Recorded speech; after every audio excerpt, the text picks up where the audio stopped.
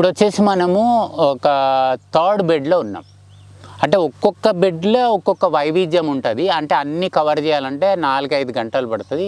మనం మెయిన్ చూసుకుందాము.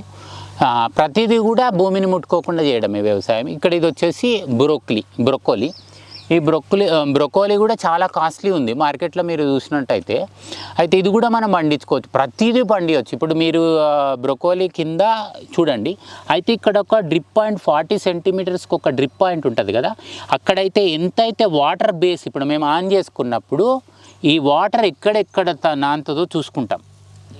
ఈ జోన్ అంతా చూసుకొని ఆ వాటర్లో ఉల్లిగడ్డ వేసాం. అదే ఉల్లిగడ్డ ఐడియా ఉందిగా, ఉల్లిపాయ జస్ట్ నాటేసి వెళ్ళిపోవడం. ఇక్కడ తవ్వకం ఉండదు జనరల్గా. చూడండి, ఒకసారి నేను నాటిన తర్వాతే మీరు బాగా అబ్జర్వ్ చేసినట్టయితే జస్ట్ నేను నాటేసుకొని వెళ్ళిపోవడమే. వాటర్ మేనేజ్మెంట్ చూసుకోవాలి.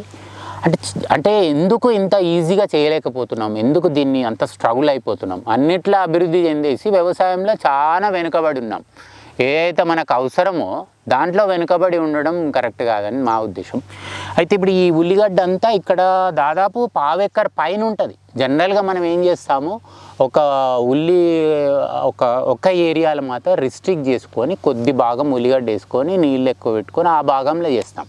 మనం ఇక్కడ ఏం చేస్తాము, ప్రతి బెడ్ ఎక్కడైతే మొక్క ఉంటుందో అక్కడ తడి ఉంటుందో ప్రతి ప్లేస్లో ఉల్లిగడ్డ వెల్లుల్లి నాటుకున్నాము. ఈ పంట వచ్చి వెళ్ళిపోతూనే ఉంటుంది, మళ్ళీ కింద ఉల్లిగడ్డ వచ్చేస్తుంది. ఉల్లిగడ్డ ఏంటంటే 3-4 నెలలు పడుతుంది. అంతలోపట ఒక 2 క్రాఫ్లు మీద తీసేసుకుంటాం. వాటర్ వస్తుంది, అంటే దీనికంతా ఎరువు కూడా ఇదే. మొత్తానికి ఇక్కడ మేనేజ్ చేసేదంతా ఇక్కడ వీడ్ కంట్రోలు ప్లస్ ఎరువులు, సూక్ష్మ వాతావరణం. ఇప్పుడు నేను సపోజ్ ఆ పైన తీసేసి ఇది తీసింది అనుకోండి, బగ వేడి వస్తుంది. వేడి వచ్చినప్పుడు ఈ మొక్క కూడా స్ట్రగుల్ అవుతుంది. దీనికి ఎంతైతే ఎండ కావాలో అంత కావాలి. ఇప్పుడు మనం ఎట్లా ఎక్కువ ఎండ ఉంటే ఉండం, కొద్దిగా సెమీ షేడ్లో బాగా ఇష్టపడతాం జనరల్గా, మనకు కూడా చాలా బాగుంటుంది. అట్లనే మొక్కకు కూడా సేమ్, అది కూడా దానికి ప్రాణం ఉంటుంది.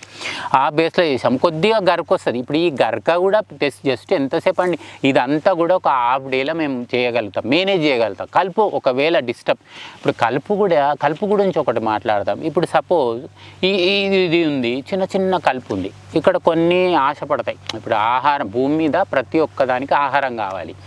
అప్పుడు ఆశపడ్డప్పుడు కింద కొద్దిగా అంత కలుపు ఉంటే దాన్ని దిగి కంట్రోల్ అయిపోతాయి. సపోజ్ నేను నీట్గా కలుపు లేకుండా చేస్తే ప్రధాన పంటను తింటాయి, సింపుల్ అంతే కదా.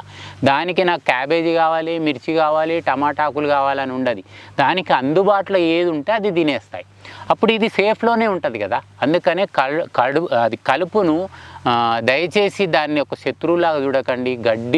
గడ్డి మందు అసలు వాడకండి. గడ్డి మందు వాడితే ఫ్యూచర్లో కనీసం మీకు గడ్డి కూడా మొలవదు. మొత్తం ఆల్రెడీ విషాలు అయిపోయినాయి, డెడ్ సాయిల్. మనం గుర్తుపెట్టుకోవాల్సింది ఏంటంటే, జీవరాశి లేని భూమి శ్మశానంతో సమానం. అదొకటి మనం గుర్తుపెట్టుకోవాలి. ఎంతసేపు మనం ఒక్కరమే బతుకుదామని చూస్తున్నాం. వ్యవసాయం అంటే అన్ని జీవులకు సాయం చేసుకుంటూ బతికేదాన్ని వ్యవసాయం అంటారు. కేవలం మనిషి గురించి ఇక్కడ పర్యావరణం అంటే సహజ వనరులు పాడవుతుంది, గాలి పాడవుతుంది, అన్నీ పాడు చేసుకుంటా కేవలం మనం బతకాలనేది ఉంది చూడు, అది అస్సలు సంభవం కాదు. ఇంకా రాబోయే రోజులలో మనం చూస్తున్నాము, హాస్పిటళ్ళు పెంచుకోవడం కాదు, వ్యవసాయ క్షేత్రాలు పెంచుకుంటే బాగుంటుంది. ఇది చిన్నగా ఉన్నప్పుడు ఎంత ఉంటుందండి, దాని వేర్ల ప్లేస్ ఉంచేసి 1 ఇంచు జస్ట్ నేను ఒక కర్ర తీసుకొని జస్ట్ దాన్ని హోల్ చేసేసుకొని అలా పెట్టి, ఇది దూదిలాగా ఉంటుంది. నా ఏలు కూడా ఇట్లా వెళ్ళిపోతుంటుంది. జస్ట్ అట్లా తీసుకున్నా, పెట్టినా, మళ్ళీ ఫిలప్ చేసి నేను ఆ కర్ర పెట్టి ఆ హోల్ చేసేటప్పుడు ఎర్త్ వామ్స్ 2 భాగాలు కట్ అయిపోయి విలువలాడుతుంటే బాధ అనిపించింది. అంటే నేను చిన్న మొక్క ఇంత పెట్టడానికి, అంటే నా వేలు సైజు ఉన్న రంధ్రం చేస్తేనే ఎర్త్ వామ్స్ కట్ అవుతున్నాయి. అంటే మీరు దున్తే ఎంత విధ్వంసం సృష్టిస్తున్నామో చూడండి. ఈ వ్యవసాయము ఇప్పుడు నేను చేస్తున్నది కాదు, 9,000 సంవత్సరాల నుంచి చేసుకుంటూ వచ్చి అందరు పూర్వీకులు సస్యశ్యామలంగా బతికిర్రు, హ్యాపీగా, ఆరోగ్యకరంగా.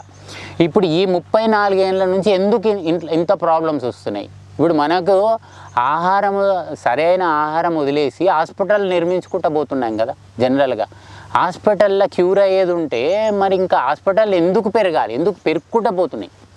ఇప్పుడు ఈ మొక్కకు మీకు తనంత తాను పోషించుకునే శక్తి లేకుండా మీరు మందులు వాడినప్పుడు ఇది ఎట్లయితే తట్టుకోలేక ఇది చనిపోయి ఇది తీసుకొని వచ్చిన ప్రొడక్షన్ మనకు దీని డిఫరెంట్ టైప్ ఆఫ్ రోగాలు వస్తున్నాయి. ఎందుకు వస్తున్నాయి రోగాలు? అసలు మనమే తయారు చేసుకుంటున్నాం రోగాలను, ఎవ్వరూ తయారు చేయట్లేదు.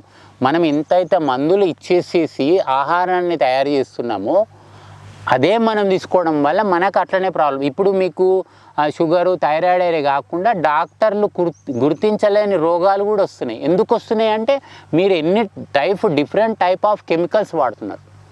అది చూసుకోండి. వ్యవసాయం అంటే చాలామంది చులకనగా చూస్తారు, ఎందుకంటే మీకు లభ్యమవుతుంది అంటే ఆహారం లభ్యమైంది అంత మాత్రాన మీకు ఆరోగ్యం లభ్యం కాదు. ఎప్పుడైనా సరి అయిన రీతిలో ఆహారం పండించినప్పుడే మనం బాగా బతకగలుగుతాం. చాలా పెద్ద సబ్జెక్టు. మనం ఏంటంటే ఎక్కువ మన వ్యవసాయం గురించే మాట్లాడదాం. మరిన్ని అప్డేట్స్ కోసం బ్యాక్ టు రూట్స్ యూట్యూబ్ ఛానల్ని సబ్స్క్రైబ్ చేసుకోండి.